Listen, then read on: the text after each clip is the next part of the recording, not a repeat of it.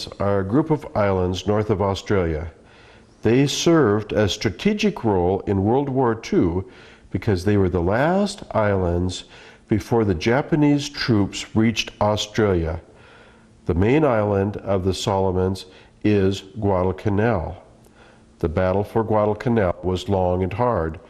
This was a turning point in the conflict between Japan and America. The guns are long since silent. There is a rumor that a Japanese ship carrying massive amounts of gold bullion was sunk during World War II. The gold was supposedly destined for Australia. There it would have been used to buy off Australian leaders. This would allow Japan to avoid a long campaign which she could little afford at that time. In 2007, Michelle, a dive master from Oregon, led a group of divers to find the lost treasure. She is with us today.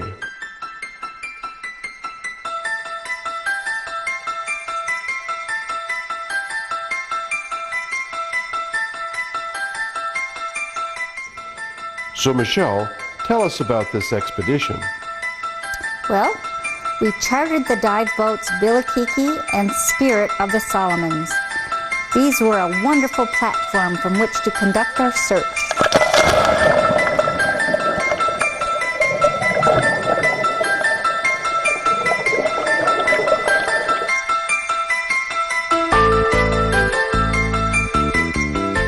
I had been told to find an albino man named Ergo. He was supposed to live deep in a cave. I guess his parents had been exposed to toxins during World War II, which caused his albinism. So did you find Ergo? Yes. So tell us about the conversation with Ergo. When I asked him about a shipwreck, he said there were so many shipwrecks during World War II.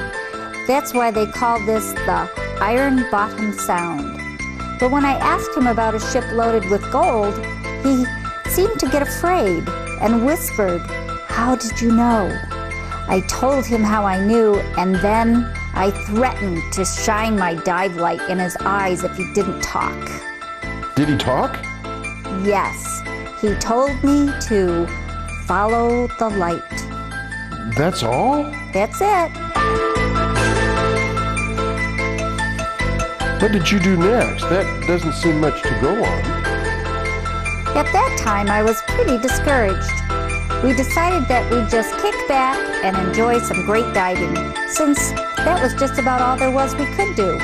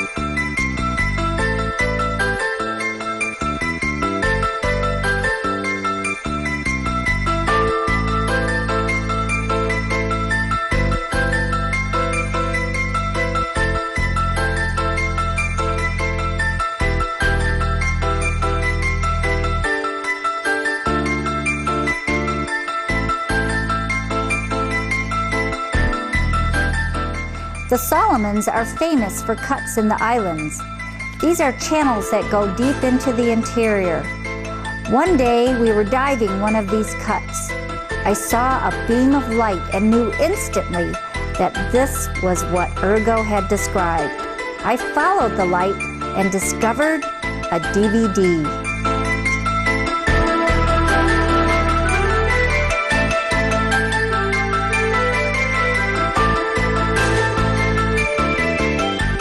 When we opened the DVD, it did contain a map which seemed to point to the treasure.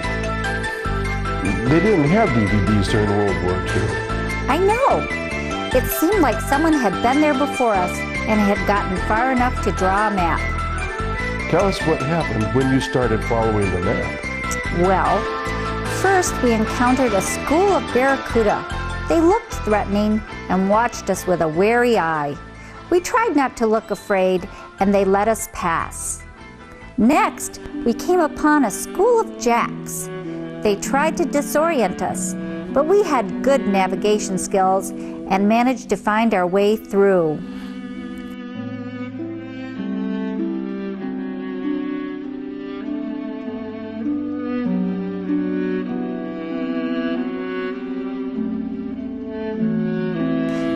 We passed by walls of light. They were haunting in their beauty. We got deeper and deeper. Sometimes it was hard to know if the area was actually that beautiful or if we were experiencing the rapture of the deep.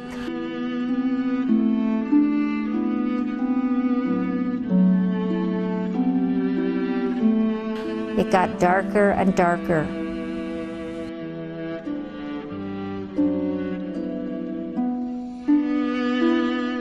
Finally, we came to the spot indicated on the map.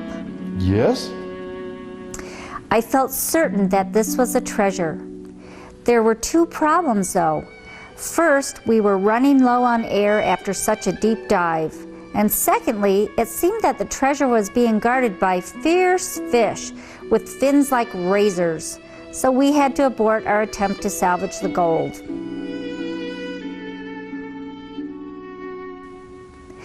At our decompression stop, we found a triggerfish that seemed to be after the treasure also, coming to it from above.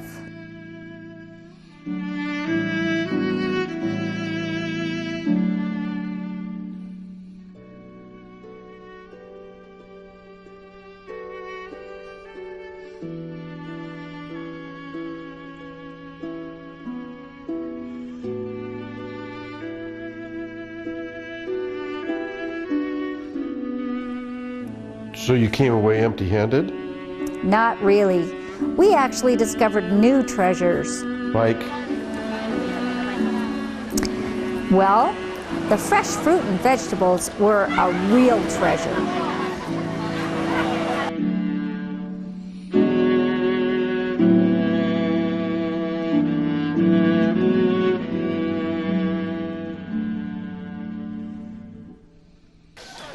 And at some of the villages, we discovered amazing works of art.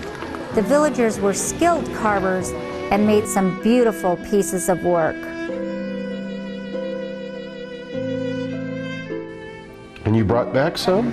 Of course. Thank you.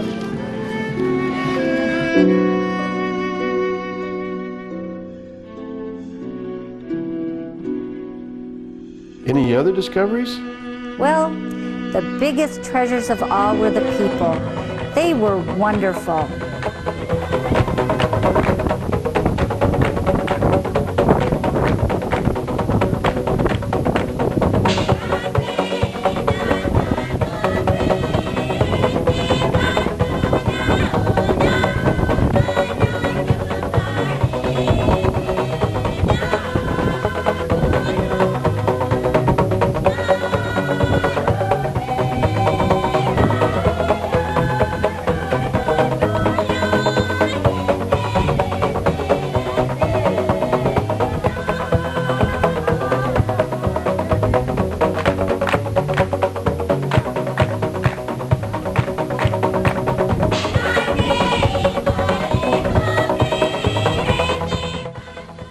So tell me, what did you do with the DVD with the map on it? I hid it on the Bilikiki.